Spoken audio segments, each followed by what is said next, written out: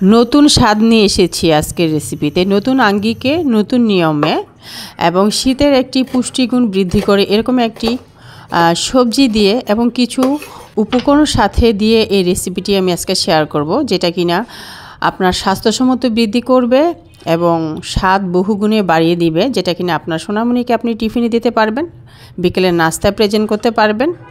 সেই সাথে আপনার বাসায় যদি নতুন কোনো মেহমান আসে তার সামনে যদি আপনি এই নাস্তাটা প্রেজেন্ট করেন, সে কিন্তু আপনার কাছে রেসিপি জানতে চাইবে, কারণ এর স্বাদ মুখে লেগে থাকার মতো এতটাই টেস্টি একটা স্বাদ কিন্তু নতুন আঙ্গিকে নিয়ে এসেছে এই রেসিপিতে। সুপ্রিয় দর্শক, আসসালামু আলাইকুম।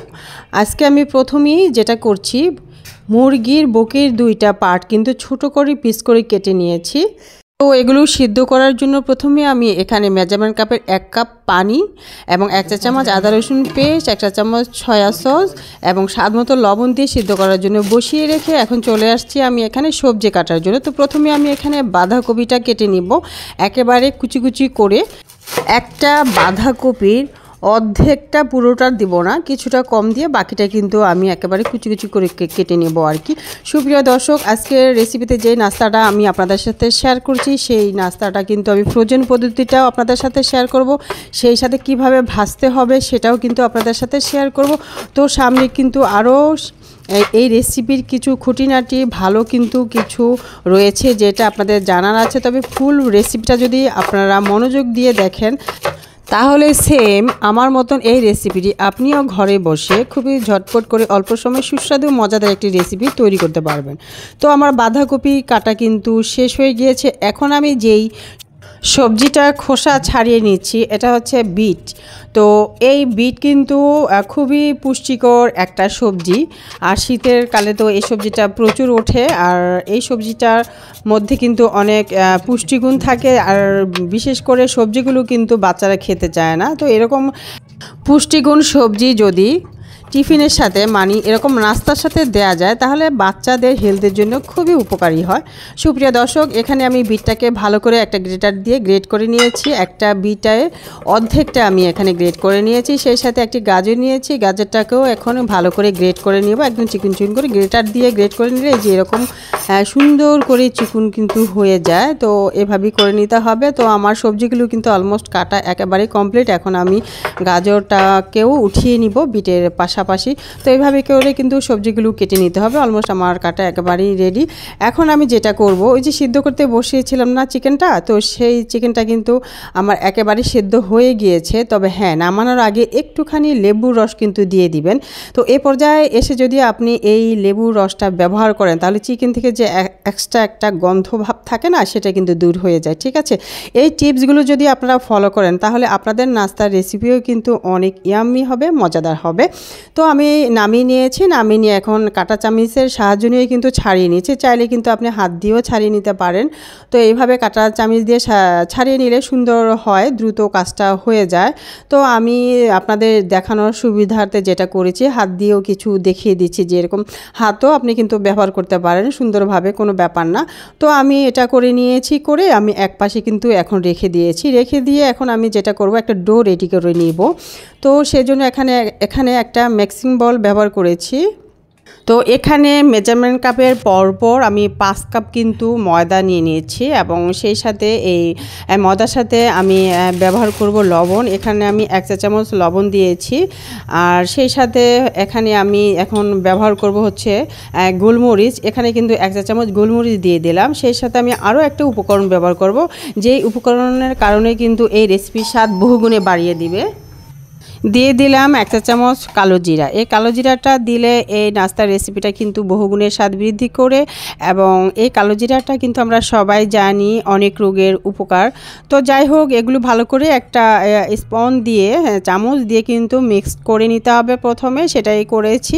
এখন যেটা করতে হবে, এখানে পানি ব্যবহার করতে হবে। ঠিক আছে, একেবারেই হালকা একটু কুসুম গরম পানিটা নিয়ে নিতে হবে, কিন্তু খেয়াল রাখতে হবে পানিটা যাতে বেশি গরম না হয়ে যায়। ঠিক আছে, একেবারেই হালকা যাতে গরম থাকে এরকম আর কি। তো দিয়ে অল্প অল্প করে কিন্তু মিশাতে হবে। হ্যাঁ, মিশাতে একবারে পানি দিলে ডোটা কিন্তু সুন্দর হবে না, অল্প অল্প করে পানিটা দিয়ে সুন্দর একটা ডো রেডি করে নিতে হবে। তো সেটাই করছি। তো এর মধ্যে যেটা করেছি আমি 2টা ডিম দিয়ে দিয়েছি। তো 2টা ডিম দিয়ে আবারও হ্যান্ড হুইক্সের সাহায্য নিয়ে ভালো করে কিন্তু নেড়েচেড়ে নিয়ে একটা সুন্দর স্মুথ ডো রেডি করে নিতে হবে। হ্যাঁ, তবে এখানে খেয়াল করবেন পানির পরিমাণটা এখানে আমি যেটা করেছি এখানে আমি দিয়েছি হচ্ছে টোটাল 5 কাপ। তো 5 কাপের জন্য আমি কিন্তু এখানে পানি ব্যবহার করেছি হচ্ছে প্রায় 4.5 কাপ থেকে 5 কাপ এরকম পরিমাণ আর কি। আপনাদের হয়তো একটু কম বেশি লাগতে হবে, সেটা কিন্তু বুঝে নিতে হবে। তো ডো আমার একেবারেই রেডি। আমি এক পাশে কিছুক্ষণের জন্য রেখে দিলাম। এর ফাঁকে আমি এখন যেটা করছি এটা হচ্ছে যেই প্যানের মধ্যে আমি চিকেনটা সেদ্ধ করেছিলাম সেই একই প্যানের মধ্যে কিছুটা কিন্তু ঝোল লেগেছিল। তো সেটার মধ্যে কিন্তু কেটে রাখা সবজিগুলো দিয়ে দিলাম সেদ্ধ করার জন্য। স্বাদ মতো লবণ দিয়েছিলাম। শুধুমাত্র লবণ দিয়ে সেদ্ধ করে নিতে হবে। আর পানিটা কিন্তু সবজি থেকে উঠে আসছে, সেই পানিটা দিয়ে কিন্তু এখানে সিদ্ধ করে নিচ্ছি আমি। তো ঢাকনা উঠিয়ে এর মাঝখানে একবার নেড়েচেড়ে দিয়ে আবারও ঢাকনা দিয়ে প্রায় 70% যখন সিদ্ধ হয়ে গিয়েছে তখন কিন্তু আমি প্যানটাকে নামিয়ে নিয়ে আরেকটা প্যান কিন্তু আমি এখানে চুলায় বসিয়ে দিচ্ছি এখনই। তো চুলায় বসিয়ে আমি এখন যেটা করব সেটা হলো এখানে বাটার নিয়েছি। তো এখানে আমি বাটারটা দিয়ে দিব প্রায় 3 টেবিল চামচ পরিমাণ বাটার কিন্তু আমি দিয়ে দিচ্ছি। আর এই বাটারটা দিয়ে এখন আমি ভালো করে কিন্তু মেল্ট করে নেব এখানে স্প্যাচুলার সাহায্য নিয়ে। তো মেল্ট হয়ে আসলে এখানে আমি যেটা করব এখানে পেঁয়াজ কুচি ব্যবহার করব, সেই সাথে রসুন কুচি ব্যবহার করব। রসুন এবং পেঁয়াজটাকে একটু কিউব করে ছোট ছোট কেটে নিতে হবে। এর ফাঁকে কিন্তু আমি কেটে রেখে দিয়েছি আলাদা করে। তো সেটা আমি ভালো করে যখন মেল্ট হয়ে আসবে তখন কিন্তু আমি এখানে পেঁয়াজ এবং রসুন কুচিটা আমি এখনই ব্যবহার করছি। এ তো দিয়ে দিলাম। তো রসুন এবং পেঁয়াজটাকে একটু নেড়ে চেড়ে নিয়ে হালকা একটু যখন গ্রানটা একটা গ্রান বের হয়ে আসবে এই পেঁয়াজ এবং রসুন থেকে, ঠিক তখনই কিন্তু এখানে আমি ব্যবহার করব আগে থেকে ছাড়িয়ে রেখেছিলাম, ঝুরা করে রেখেছিলাম যে চিকেনটা, সেই চিকেনটা কিন্তু এখন দিয়ে দিতে হবে। তো চিকেনটাকে দিয়ে এখন কিছুক্ষণ কিন্তু এই বাটারের সাথে ভালো করে মিশার জন্য নেড়ে চেড়ে নিতে হবে। কিছুক্ষণ এরকম নাড়াচাড়া করার পরে এখানে ব্যবহার করব আমি। তো এখানে দিয়ে দিব আমি হচ্ছে গরম মশলা 1 চা চামচ গরম মশলা দিয়ে দিব, সেই সাথে গোলমরিচ 1/2 চা চামচ দিয়ে ভালো করে নেড়ে নিব। সুপ্রিয় দর্শক, আজকের নাস্তার রেসিপি ভালো লাগলে অবশ্যই লাইক দিয়ে ভিডিওটা দেখে নেওয়ার রিকোয়েস্ট থাকবে। আপনি নতুন হয়ে থাকলে আমার চ্যানেলে একটি সাবস্ক্রাইব করে রাখবেন। আর নিত্য নতুন রেসিপিগুলো পেতে হলে সাবস্ক্রাইবের পাশে থাকা অল বাটনে একটা ক্লিক দিয়ে রাখলে সবার আগে নোটিফিকেশন আপনি পেয়ে যাবেন নিত্য নতুন রেসিপিগুলোর, এবং চাইলে আপনি আপনার সুযোগ মতন দেখেও নিতে পারবেন। সুপ্রিয় দর্শক, নিশ্চয়ই খেয়াল করেছেন আমি এখানে দিয়েছি 1 চা চামচ এখানে গরম মশলা, 1/2 চা চামচ দিয়েছি এখানে গোলমরিচের গুঁড়াটা। তবে অবশ্যই এখানে গরম মশলাটা দেওয়ার চেষ্টা করবেন, কারণ এই একটা উপকরণ কারণে কিন্তু আপনার এই নাস্তার রেসিপিটা বহুগুণে স্বাদ বৃদ্ধি করবে।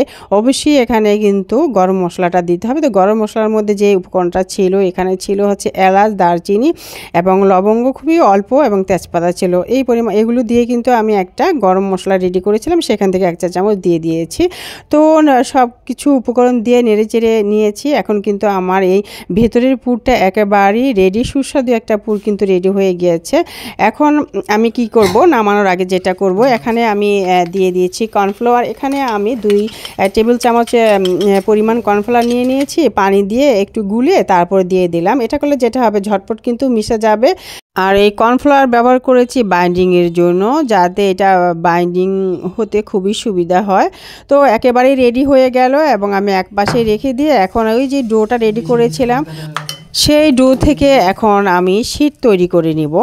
তো নিশ্চয়ই খেয়াল করেছেন প্রথমে আমি যেটা করেছি এখানে 1/2 কাপ মেজারমেন্ট কাপের একটা মেজারমেন্ট কাপ নিয়েছি, এবং সেটা সাহায্য নিয়ে আমি কিন্তু পুরো সমান 1 কাপ দেইনি, মানে 1/2 কাপটা দেইনি, 1/2 কাপের চেয়ে কিছুটা কম দিয়ে আমি দিয়ে দিলাম, এবং সেটা ঘুরিয়ে নিয়েছি। একটা সমানভাবে কিন্তু একটা রুটির মতন হয়ে গিয়েছে।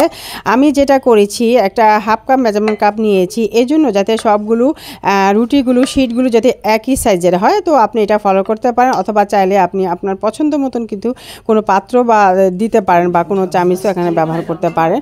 তো আমি যেটা করেছি এটা করলে সবগুলো শীট সমান হবে, একই রকম হবে, এর জন্য আর কি। তো দেখতেই পেয়েছেন কিভাবে করেছি। তো এইভাবে করে নিয়ে কিন্তু সবগুলো শীট আমি বানিয়ে নিচ্ছি।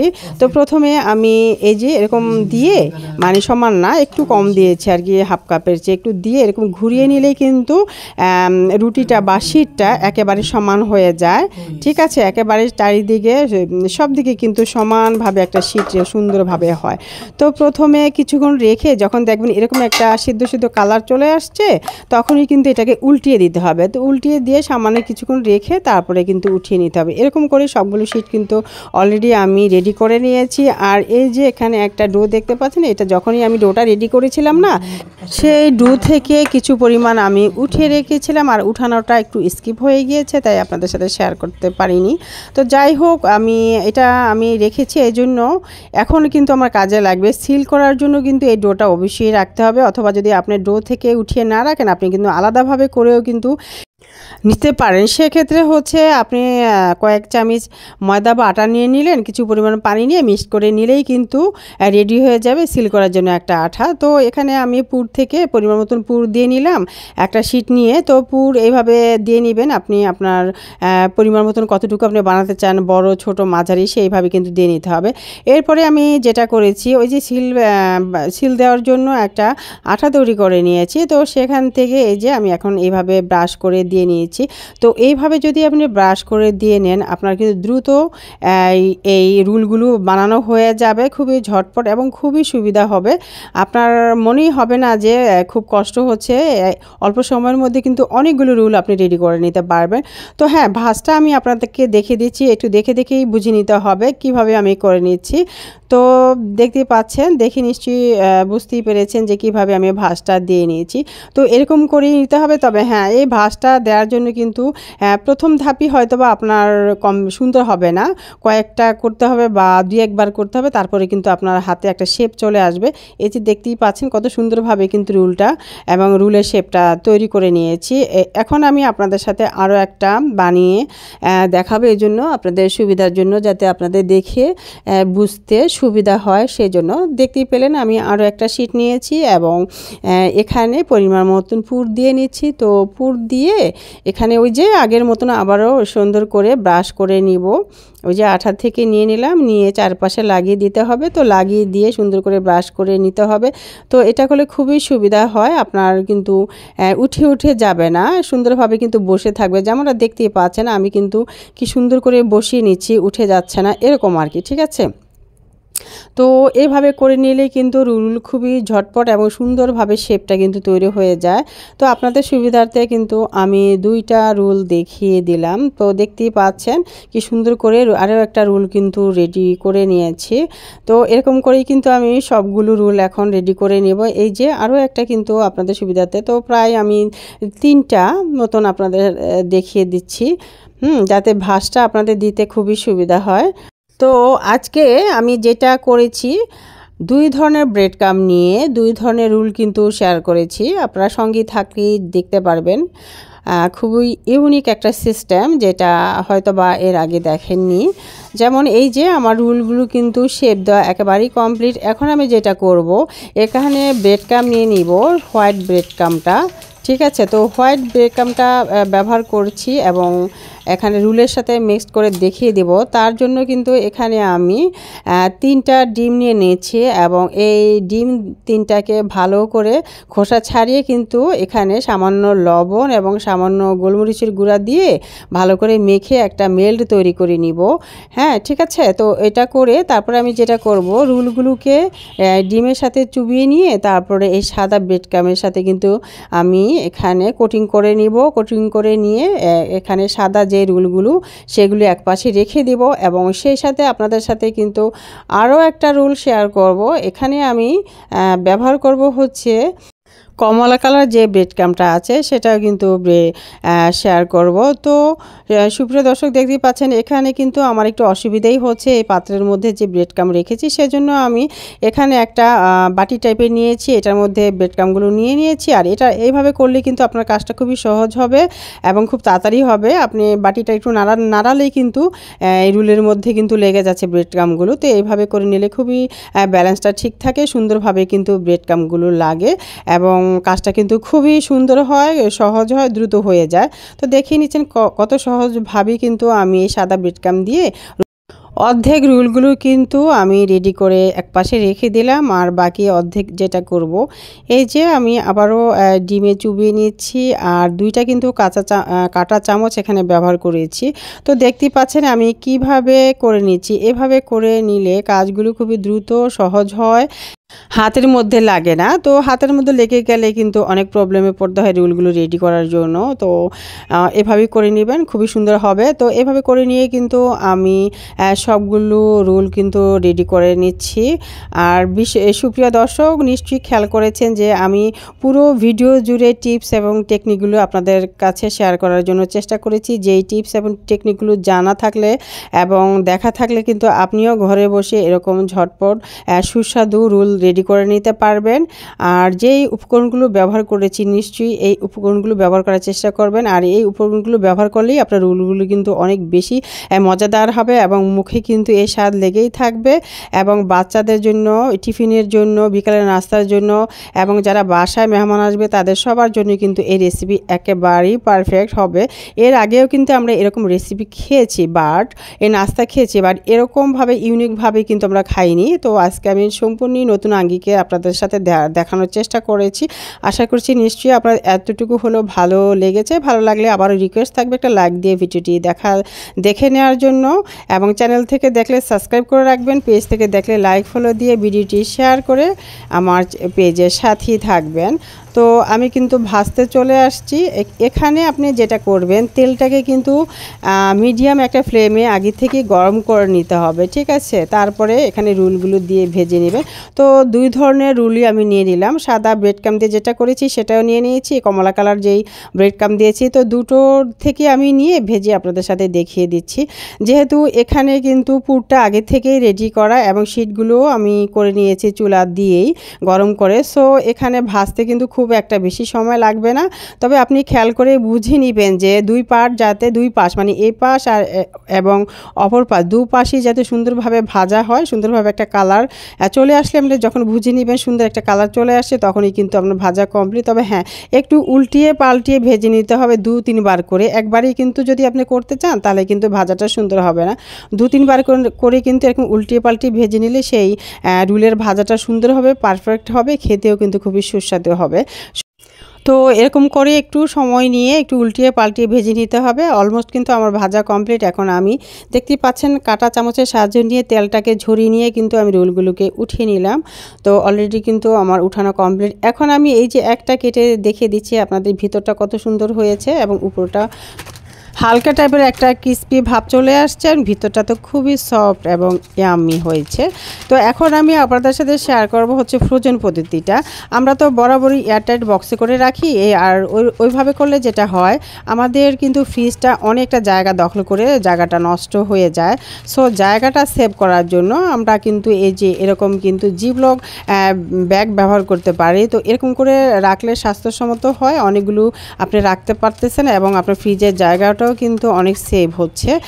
তাই এরকম জিপলক ব্যাগ ব্যবহার করলে খুবই ভালো হয়। তো এই জন্য আমি দুটো নিয়েছি, একটা বড় ব্যাগ নিয়েছি এবং আরেকটা ছোট নিয়েছি। তো বড় ব্যাগ নিতে পারেন, সেক্ষেত্রে বেশি আপনি রাখতে পারতেছেন, অথবা যদি আপনি চান ছোট ছোট ব্যাগে করে রাখলে আপনি যেই কটা ব্যবহার করবেন একদিনের জন্য সেগুলো কিন্তু একটা ছোট ব্যাগে করে রাখতে পারেন। একদিনেরটা আপনি রেখে দিলেন, তারপরে সেটা কিন্তু সেই ব্যাগটা আপনি নামিয়ে নিলেন। তো এটা আরও বেশি সুবিধা হয়। তো আপনাদের সুবিধার জন্য কিন্তু আমি ছোট বড় দুইটা করেই দেখিয়ে দিয়েছি। এখন আমি যেটা করব এটা ফ্রিজে রেখে দিব, আর আমি আমার সুবিধা মতন কিন্তু নামিয়ে ভেজে নেব। আর এই ছোটো ব্যাগটা এরকম করে রাখলে আপনি দেখা গেল যে আপনি 3টা ভাজবেন, তো 3টা এই ছোটো ব্যাগটা নামিয়ে নিতে পারলেন। আর বড়টা করলে যেটা হবে যে সবগুলো তো আর আপনার একদিনে লাগতেছে না, ঠিক আছে। তো এই টেকনিকগুলো ব্যবহার করতে পারেন। তো এই রেসিপিতে আমি কিন্তু অনেকগুলো টিপস এবং টেকনিক আপনাদের সাথে শেয়ার করছি। আশা করছি আপনাদের কিছুটা হলেও কাজে লাগবে। সুপ্রিয় দর্শক, পরবর্তী রেসিপিতে ইনশাআল্লাহ দেখা হবে। ভালো থাকবেন সবাই। আল্লাহ হাফেজ।